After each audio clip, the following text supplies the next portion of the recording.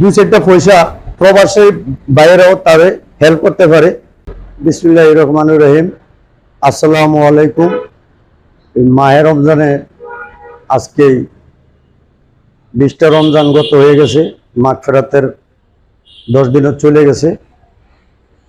আমরা এসিনকে নিয়ে আমি সর্বপ্রথম একটা ভিডিও করেছিলাম এই অসহায় ছেলেটার জন্য।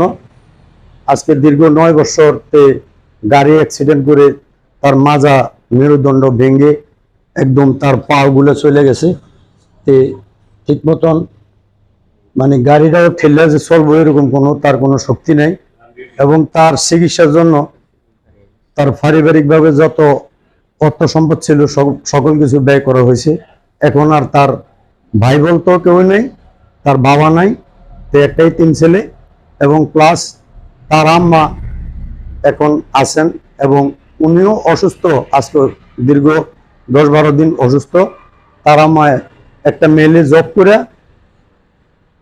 6 থেকে 7 হাজার টাকা বেতন পায়। এই বেতনটা দিয়া একটা বাসা ভাড়া রাখিয়া তারে নিয়ে দেখাশোনা করে। ছেলে তো আর মায়ের ফালাই দিতে পারে না।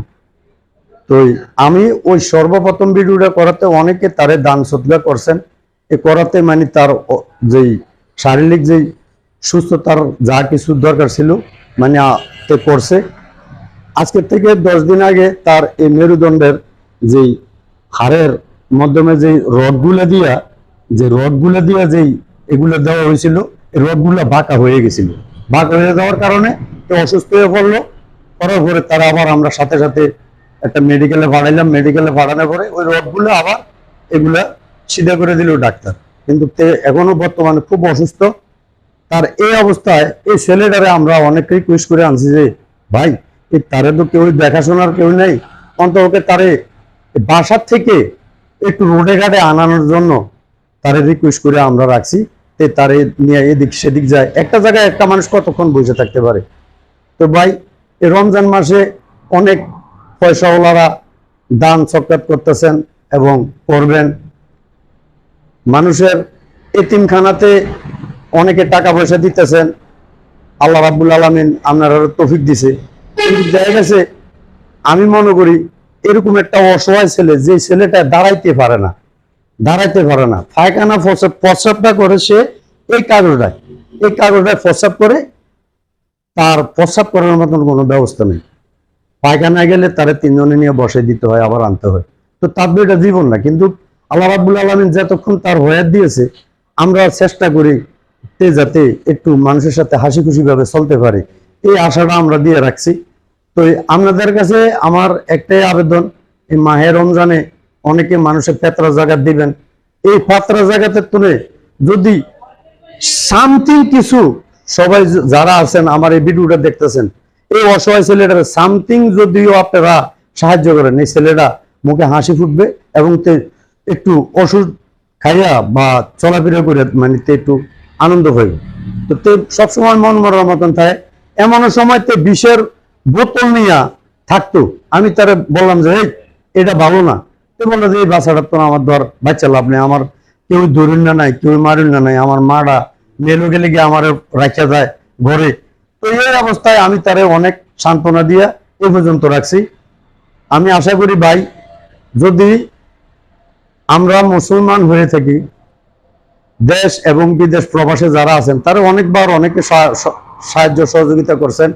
এই মাহে রমজানে এই পেতরা জগাতের তুলে আপনারা তার দিকে চাইয়া, এই 3 ছেলেটার দিকে চাইয়া, তার কোনো বসত বাড়ি নেই, ভিটা বাড়ি নেই, কোনো কিছু নেই, একটা ফরের বাসায় থাকিয়া ও বেড়ার ভাড়াটাও দেখা গেছে 6 মাস 9 মাস 1 মাসের ভাড়া দেয়। এরকম অবস্থায় আছে, দেওয়ার মতন তার সাধ্য নাই। তো তারাই আপনারা এই পেতরা জগাতের তুলে সামথিং কিছু টাকা পয়সা, আপনাদের কাছে আমার একটাই রিকোয়েস্ট, তারে আপনারা সাহায্য করেন। আল্লাহ রাব্বুল আলামিন এই সমস্ত লোকের যদি আপনারা সাহায্য করেন, আল্লাহ আপনাদের মঙ্গল কামনা করব। আমরা এতিমদেরকেও দেই, এতিমখানাও দেই, বা পার্শ্ববর্তীর যারা অসহায় গরিব আছে সবাইরে দেই। কিন্তু তার মতন গরিব, যার হাত ফাল থাকতেও নাই, চলার মতন তার কোনো ব্যবস্থা নেই, তার মতন গরিব আর হইতে পারে না। তো আমি এই বলে আমার সংক্ষিপ্ত আলোচনাটা এখানে শেষ করলাম। আমার তার প্রতি এই চেহারাটা চাইয়া আপনারা শুধু তার দেখেন, তার কোনো পাও নাই, দেখেন লজ্জার কোনো কিছু না, তার কোনো পাও নাই, এগুলোতে মোজা টোজা পরে এগুলো ব্রেক দিয়ে রাখছে, তার পাশা খেলাটা একদম ক্ষত বিক্ষত, এটা দেখানোর মতন কোনো ব্যবস্থা নাই। তো আমার এই ভিডিওটা যারা দেখবেন, অন্তত পক্ষে যদি সাহায্য নাও করতে পারেন, আপনারা একটু লাইক এবং শেয়ার করে দিবেন, যাতে দু চারটা পয়সা প্রবাসী বাইরেও তারে হেল্প করতে পারে। এই বলে আমার এই বক্তব্য এখানে শেষ করলাম।